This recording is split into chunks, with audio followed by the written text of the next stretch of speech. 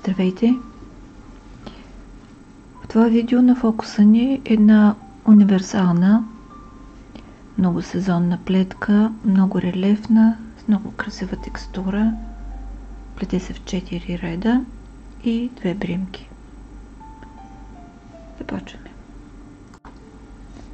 Първи ред от опаковата страна. Бримките се плетат по двойки последния начин. От 2 бримки изваждаме една лицева наметка, още една лицева от двете. След това пускаме 2 лицево, без да сваляме наметка, още веднъж лицево. Плетем така до края на реда.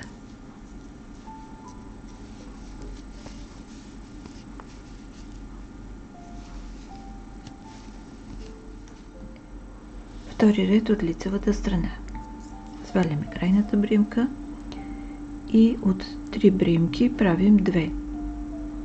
Подхващаме средната, която беше наметката от предходния ред и я сваляме на дясната кука, без да изплитаме. След което изплитаме двете лицево за задната стена.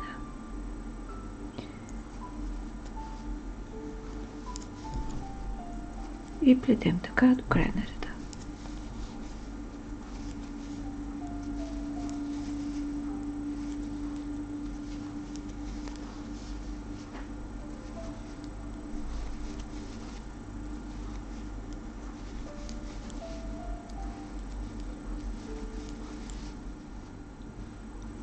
Трети ред от опаковата страна.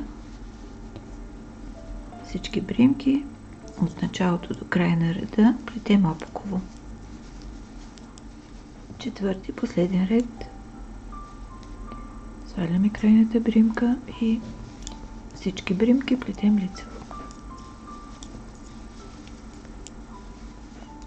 Надявам се да сте харесали тази много функционална плетка за всеки член от семейството, заради красивата и текстура и релеф. Горещо ви я препоръчвам. Благодаря ви, че бяхме заедно. Ако харесвате това видео, натиснете бутон лайк. Абонирайте се за канала и за известията, за да гледате всички мои видеа. Пожелавам ви вдъхновение, плетете с любов и бъдете щастливи. До скоро!